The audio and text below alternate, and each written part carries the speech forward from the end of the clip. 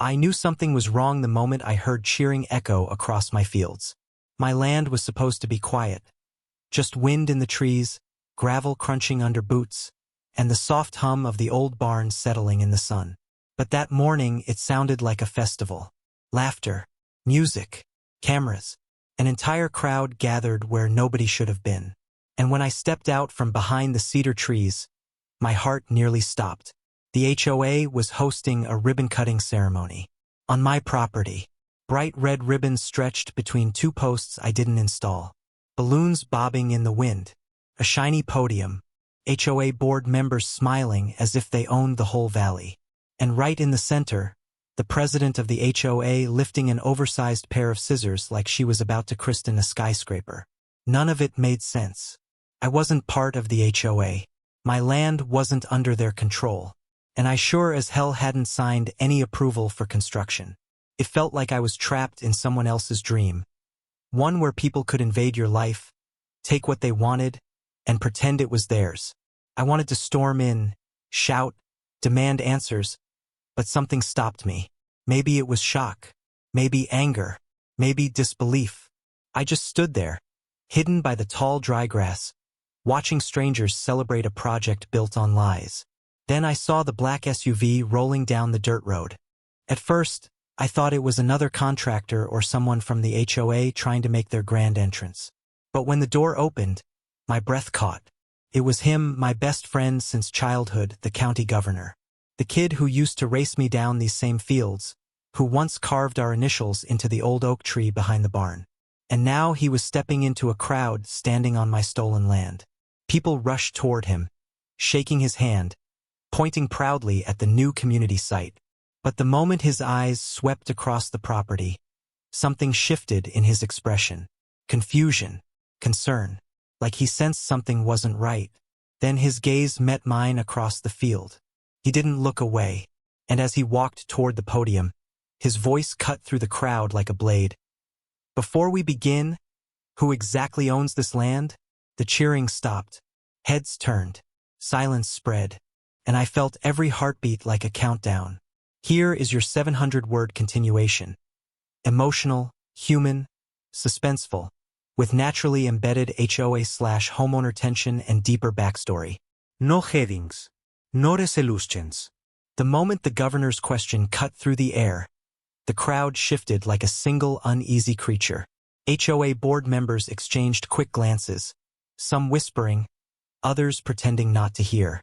A few people actually stepped back from the property line, as if guilt might be contagious. And there I was, still half hidden in the tall grass, heart pounding like it wanted to break out of my chest. I hadn't seen my best friend, Daniel, in months. Not because we stopped caring about each other, but because life had pulled us in different directions. He became county governor at just 35, a political whirlwind, the youngest in state history. And I stayed on this land, the only piece of my father I still had left. Two different worlds, connected by years of friendship and memories. But none of that prepared me for the sight of him standing on a stage built over my soil, surrounded by an HOA that seemed far too comfortable on property they didn't own. When we were kids, Daniel and I used to roam these fields until sunset. Back then, this land felt endless. Just two boys racing the wind, dreaming of futures that felt both impossible and within reach. After my dad passed, those dreams became heavier. He'd always told me, land remembers who cares for it.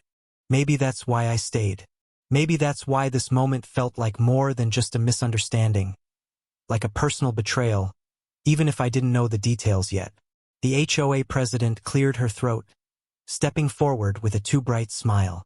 I recognized her instantly, Marcia, the kind of person who always talked with an air of ownership, even when she owned nothing. Her voice trembled slightly as she answered Daniel. Well, Governor, the land is part of an ongoing community expansion project. We have all the necessary permissions. Necessary permissions. The words stung like thorns. I hadn't signed a single document. No surveyor ever contacted me. No committee ever knocked on my door. The only thing I received from the HOA in the last year were letters complaining about the aesthetic condition of my barn, even though I didn't even live under their rules. Daniel's brows tightened. He scanned the crowd again, the way he used to scan exam papers in school when he sensed something was off. The atmosphere thickened. People started shifting their feet, avoiding eye contact, pretending to be fascinated by their shoes or the clouds or anything but the question hanging in the air. I stepped forward, finally leaving the cover of the grass. Not all the way, just enough that he could see me clearly. His eyes widened for a moment. Not in shock, but in something deeper. Recognition, relief, then concern. Slowly, almost cautiously, he gave me a nod. It was subtle, like a silent question. Asterisk, are you okay? What's happening? Why didn't you tell me? Asterisk, I didn't have answers. Not yet. My mind replayed everything from the last few months. The strange survey flags that appeared near the property line one morning. The short-haired man in a reflective vest I caught measuring near my fence, who claimed he was just checking old boundaries. The HOA letters that switched from complaints to oddly friendly invitations to join their meetings. The flyer someone taped to my mailbox advertising a new community park, with a blurry map that looked suspiciously familiar. It all made sense now. Or maybe it didn't. Maybe it only raised more questions. Why would the HOA willingly risk building on land they didn't own? Why would they push so aggressively to include me in their association? And why choose today, of all days, to host a ribbon cutting with cameras and news crews watching? The uneasiness in my stomach grew heavier, like something was waiting just beneath the surface. Something I hadn't uncovered yet. Daniel stepped off the stage and walked toward the edge of the crowd. Toward me. The HOA members watched him like he was walking toward a landmine. Marcia's face paled. Her hands tightened around her clipboard so hard it bent. Something was wrong. Not just the ceremony. Not just the lies. Something bigger. And as I took another step forward, ready to finally make my presence known, a sharp, sudden crack echoed from behind the temporary stage, like someone snapping a thick branch. Everyone froze, and I realized whatever was happening here, it was only just beginning. Here is prompt 3, escalation and subplots, 750 words, continuing directly from the last cliffhanger. Suspense, emotion, moral dilemmas, deeper twists, nothing resolves. The sharp crack behind the temporary stage silenced the crowd. Everyone's heads turned at once. Even the breeze seemed to hesitate. For a moment, no one moved. No one breathed. It wasn't loud enough to be a gunshot, but it wasn't soft enough to ignore either. Carried weight, like something important had just broken. Marcia recovered first, forcing a shaky laugh. Probably just one of the construction planks settling, she said, but her tone was brittle, stretched thin. She didn't believe her own words. Neither did anyone else. Daniel didn't take his eyes off the stage. He stepped slightly in front of me without even realizing it. Old instincts from childhood, when he used to defend me from kids twice his size, kids who thought the quiet boy with a broken family was an easy target. Some things never changed. "Stay here," he murmured. But I didn't. I stepped with him. As we walked toward the stage, I couldn't help noticing the subtle things. The quick whispers among HOA members, the way two of them, men I didn't recognize, quietly slipped behind the balloon arch as if trying to disappear. One of them kept adjusting a folder tucked under his arm, nerves showing in every twitch of his fingers. A subplot was unfolding right in front of me, and none of it felt accidental. The closer we got, the more I felt something new creeping in a doubt. A quiet voice whispering, "Asterisk, what if I'm missing something? What if this wasn't just the HOA acting out of greed? What if someone else wanted this land even more?" Asterisk under the stage, a loose board jutted out at an odd angle. Daniel crouched, lifting it slightly before stopping when a burst of voices erupted behind us. "Governor, Governor, we should continue the ceremony?" An HOA board member called out, pretending enthusiasm but unable to hide the fear in his voice. "There's no issue here." Daniel straightened slowly, wiping dirt from his hands. "There seems to be an issue everywhere I look." His calm tone was more threatening than shouting ever could be. I glanced at the stage again. The crack hadn't come from the wood alone. Something metallic was sticking out from the shadows beneath. At first, it looked like part of a toolbox, But when the light hit it just right, I realized it was a corner of a locked steel case. And steel cases don't just appear under stages that were built overnight. Before I could say anything, a reporter pushed through the crowd, camera already rolling. "Governor," she said breathlessly, "is it true the county is investigating land disputes tied to HOA developments? And is this event connected?" Marcia practically lunged forward. "Absolutely not. This is a celebration for the community. Everything is fully authorized." "Authorized by who?" Daniel asked quietly. The reporter's eyes flicked between us, sensing a story far bigger than ribbon cutting. Marcia's smile stiffened, her jaw tightening. But before she could answer, a familiar voice cut through the tension. "Dad!" My stomach dropped. I turned to see Lily, my niece, standing near the gravel path, backpack slung over one shoulder, confusion written across her face. I had forgotten she was coming to stay with me for a week, trying to get away from city noise and school pressure. She froze when she saw the crowd, the cameras, the stern faces. For a split second, guilt washed over me. She deserved peace, not a political storm. She walked toward me, but her eyes weren't on me. They were on the steel case under the stage. "What's that?" she asked quietly. Before I could respond, 2 HOA volunteers stepped in front of the case, blocking it from view. Their movements were too sharp, too synchronized, too deliberate. That was the moment the moral dilemma hit me. If I kept pushing, things would escalate. Cameras would roll. My niece would get pulled into something dangerous. And confronting the HOA publicly could expose secrets tied to my family's land. Secrets even Daniel didn't know. But if I stayed silent, they'd get away with whatever they were planning. Daniel must have sensed my hesitation. He lowered his voice. "Whatever's happening here, it's bigger than just an HOA overreach. Tell me everything, okay? Later." His eyes pleaded with me, not as a governor, as my friend. But even friendship had limits. I wasn't sure how much of the truth I wanted him to hear. Before I could answer, a sudden gust of wind knocked over one of the ribbon stakes, revealing something buried beneath the loose dirt. Something pale, rectangular, like the corner of an old document tube. A collective gasp rippled through the crowd.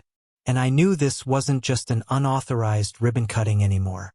This was the start of something none of us were prepared for. Here is prompt 4. Build up to climax, 750 words. Continuing exactly from the previous moment. Suspense rising. Short sentences. Pauses. No resolutions. For a moment, no one moved. Not even the wind. Everyone stared at that pale, dirt-covered tube sticking out of the ground, small, almost insignificant, but strangely dangerous. It looked old. Older than the HOA. Older than the county lines. The kind of thing that didn't end up hidden unless someone wanted it forgotten. Daniel stepped closer. Slowly. Carefully. "What is that?" he asked. No one answered. Marcia didn't blink. Her face hardened, and she opened her mouth to speak. But the 2 HOA volunteers who had been guarding the steel case beat her to it. They moved fast, almost too fast, stepping between Daniel and the tube as if on instinct, as if they trained for this exact moment. "It's nothing," one of them said. "It's private construction material," the other added. "Private. On my land."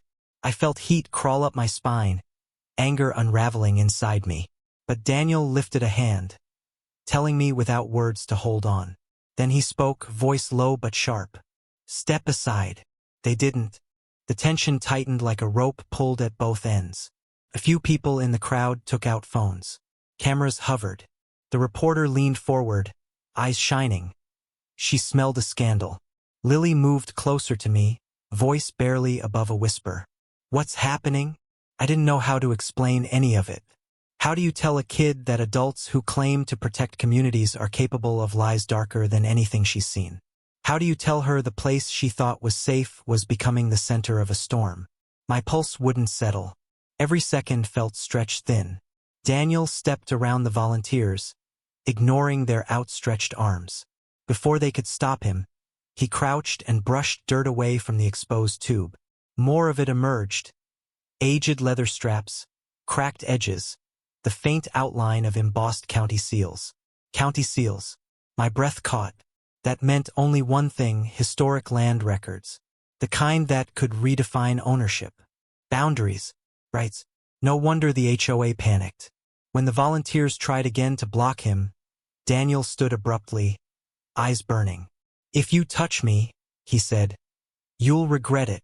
A threat. From a governor. In public. Murmurs rippled through the crowd. Phones rose higher. Marcia rushed forward, face flushed.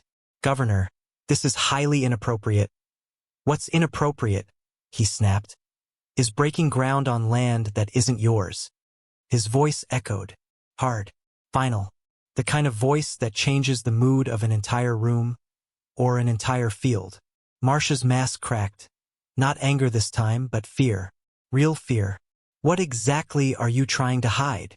Daniel asked. She didn't answer. She just swallowed, eyes darting. Not at him, not at me, but toward the steel case under the stage.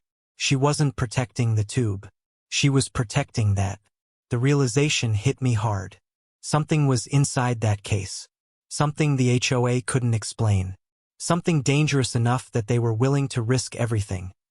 Public exposure, the governor's wrath, the media's attention, to keep it closed. But before I could warn Daniel, something else happened. A voice boomed through the cheap speaker system, crackling from bad wiring. "Everyone stay where you are." It wasn't Daniel's voice. It wasn't Marcia's. It came from the back of the crowd. A man stepped forward, broad-shouldered, mid-50s, wearing the reflective vest of a contractor, but the wrong kind. Not a local contractor. Not someone any of us recognized. Nobody had noticed him until now, because he wanted it that way. He walked with deliberate steps, calm but calculated.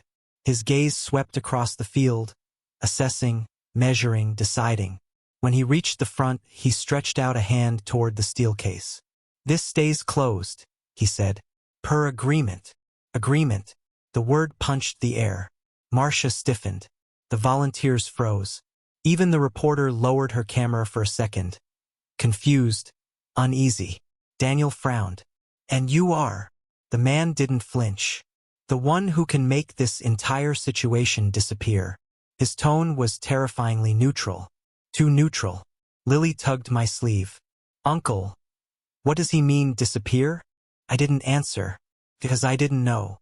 But then the man did something worse. He placed one boot on the wooden stage beam and pressed down. Hard. The board groaned. The steel case rattled.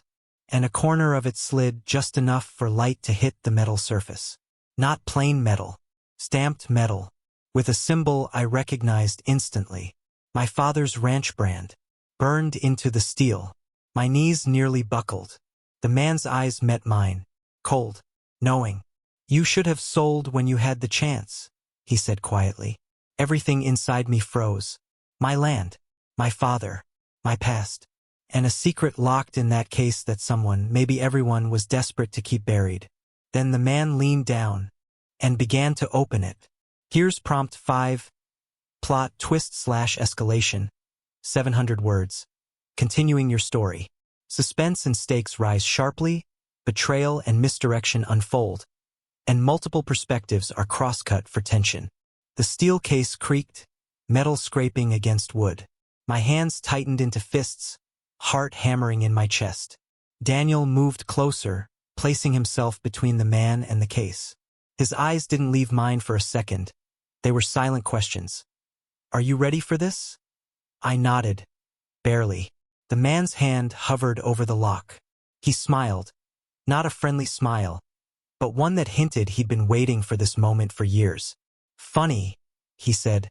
"How far people will go to protect a lie." "What lie?" I demanded. My voice cracked, betraying fear I didn't want him to see. "You think this is just an HOA overreach? A rogue ribbon cutting?" "No." His eyes scanned the crowd, landing on Marcia. "It's a game, and some of you were playing it wrong." Marcia stiffened. Her confident mask slipped completely, revealing the panic beneath. The volunteers whispered to each other. Daniel's jaw tightened. Everyone's attention shifted like magnets toward the man. I noticed Lily clutching my sleeve, her face pale, confused. She didn't understand everything yet, but she felt the danger. The man pressed down and the lock snapped open. Inside, papers spilled across the floor of the case. Legal documents, county stamps, signatures, proof that the land boundaries had been manipulated decades ago. The county records Marcia claimed as authoritative were forged. My family's property had been misrepresented in public records, and the HOA hadn't accidentally trespassed. They had known exactly what they were doing. I felt my blood run cold. Every angry HOA letter, every friendly invitation, they weren't mistakes. They were part of a plan to steal what was mine. Daniel picked up a document, scanning it. This is huge, he said, voice tight. This could invalidate every claim they've made. This could right all the wrongs. Marcia's face went from pale to red, then to stone. You can't, she began, but her words faltered when the contractor shook his head. You think stopping them now will help? He asked. Everything depends on timing. One wrong move and it all collapses. The twist hit me then. It wasn't just the HOA against me. Someone else had orchestrated this to force the HOA's hand. Someone had waited for the perfect moment. A ribbon-cutting ceremony, cameras rolling, Daniel present. Someone had deliberately manipulated everyone, me, the HOA, the volunteers, like pieces on a board. Suddenly, a second figure appeared from behind the SUV. The county clerk I'd known for years, usually the quiet, unobtrusive type.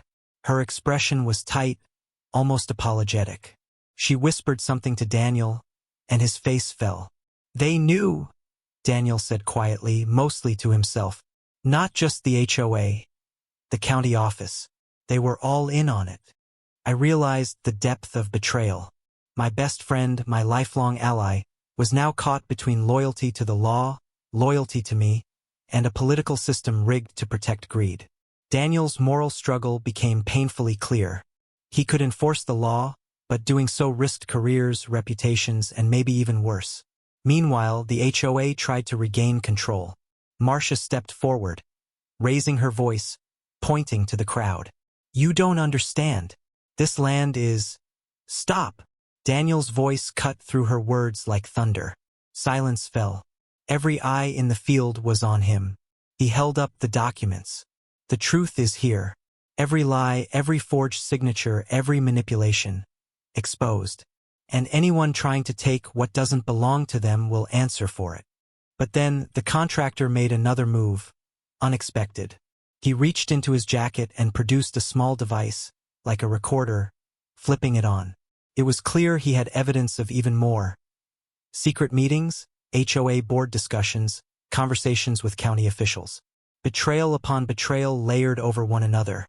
And suddenly the stakes weren't just legal, they were personal. The crowd gasped. Reporters scrambled. Phones recorded everything.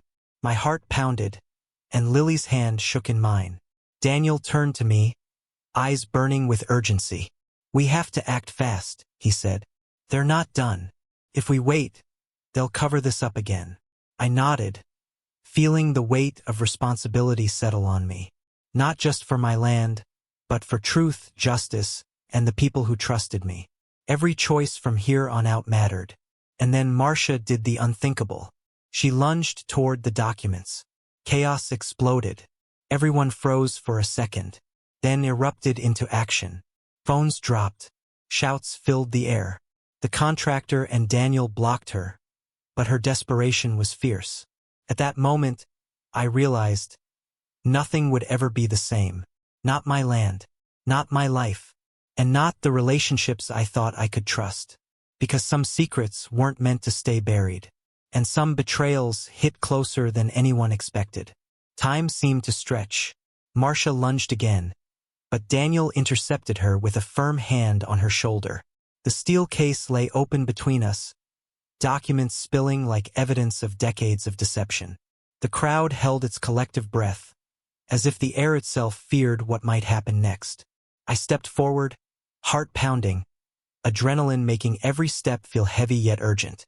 Enough, I said, my voice steady but carrying the weight of everything this land represented. This is my property.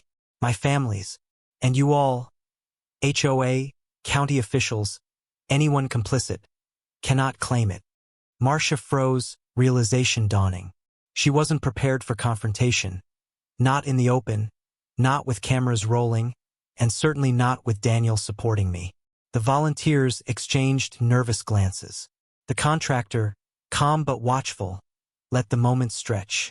Daniel held up one of the forged documents. The law is clear. These signatures are invalid. The land boundaries have been falsified. This ribbon cutting? It's null. You're trespassing. A ripple ran through the crowd. Cameras zoomed in.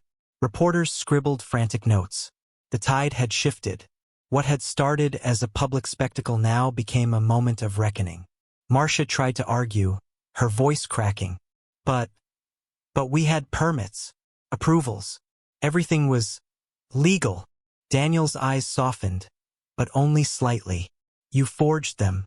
That's not legal. The contractor stepped forward. And there's more. Meetings, phone recordings, everything you tried to hide. It's all documented. The HOA didn't act alone.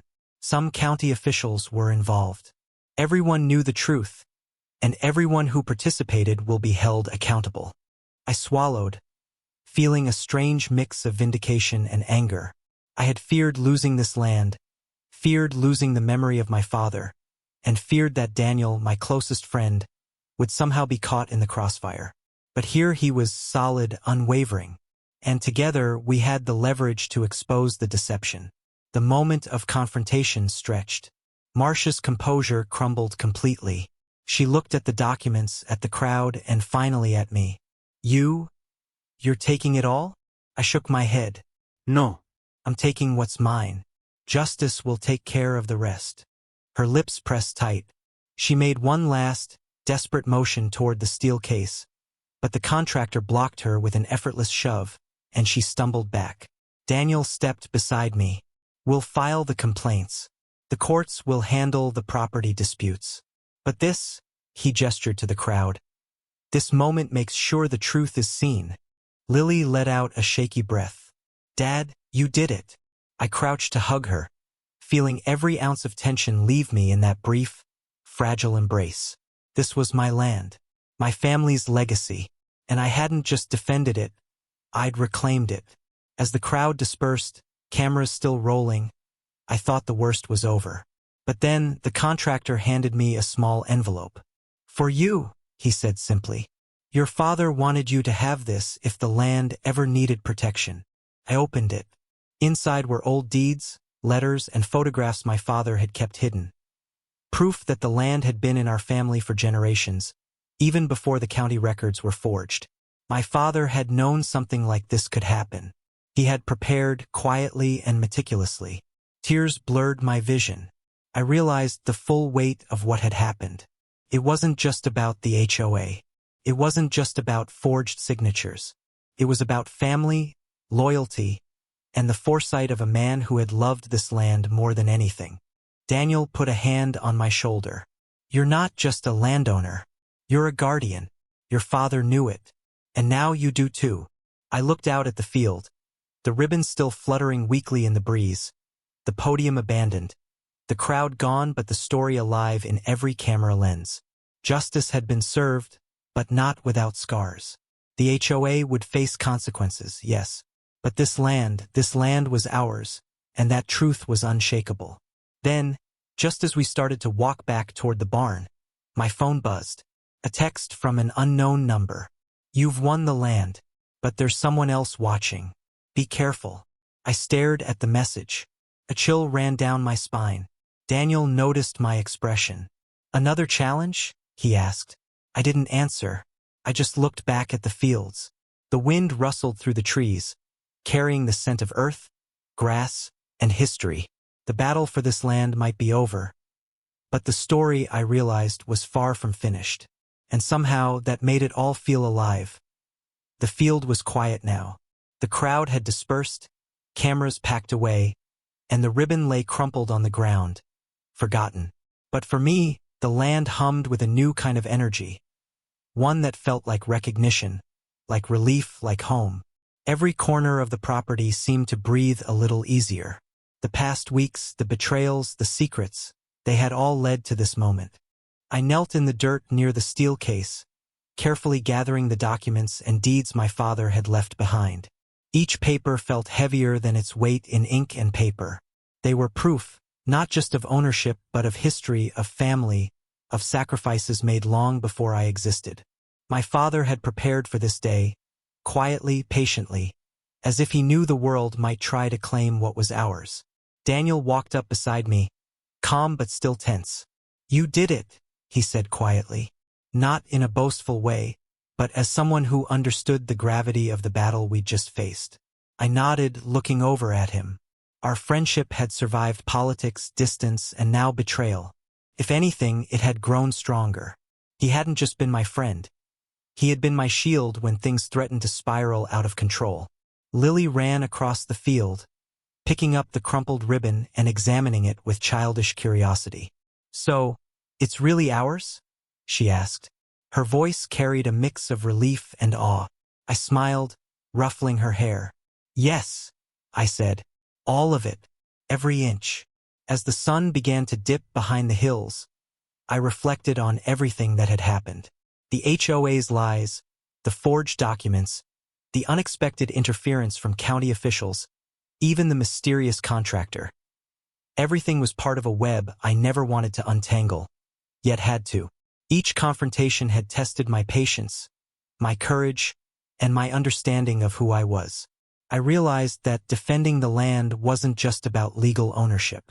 It was about honoring my father, protecting my family's legacy, and standing up for what was right, even when it seemed impossible. Marcia, the HOA president, had been escorted off the property by authorities. The volunteers and complicit officials were facing investigations. Justice hadn't been swift or simple, but it had arrived. The irony wasn't lost on me. The same people who had tried to manipulate the land and the law were now exposed. And yet, I didn't feel gloating satisfaction. I felt something quieter, deeper, a sense of balance restored. Daniel stayed longer than anyone else, watching the fields with me. "There's always another fight, isn't there?" he asked. I nodded. "There is. But this one was ours to win. And now it's time to protect it for the future." I thought of the envelope the contractor had handed me, the hidden deeds, the letters, the photographs. I realized my father's foresight had given me more than legal proof. He had given me the wisdom to navigate betrayal, the patience to wait for the right moment, and the courage to face it head-on. That lesson alone was priceless. As twilight settled over the property, I walked along the old gravel path, breathing in the crisp evening air. Each step reminded me of the battles fought here, the secrets revealed, and the family memories preserved. And I understood something essential. Protecting what you love isn't just about confrontation. It's about vigilance, perseverance, and knowing when to act. Before leaving, I turned to Lily. "Remember this day," I said, "not because of the fighting, but because it shows that truth, patience, and courage always matter. No one can take that away from us." The wind rustled through the trees, carrying the scent of earth and history. I looked across the property one last time before heading back to the barn. The ribbon, though forgotten, seemed symbolic now, not of deceit, but of trials overcome. And in that quiet, bittersweet moment, I realized the greatest victory wasn't the land itself. It was the knowledge that we had stood up, together, for what was right, and that the legacy of this place would continue. As I closed the barn door behind me, I spoke softly, almost to myself. Justice is worth the fight. Truth will always find its way. And for anyone watching this story unfold, remember, stand up for what's yours, protect what you love, and never let lies define your legacy. Because the cost of silence is far greater than the courage it takes to speak.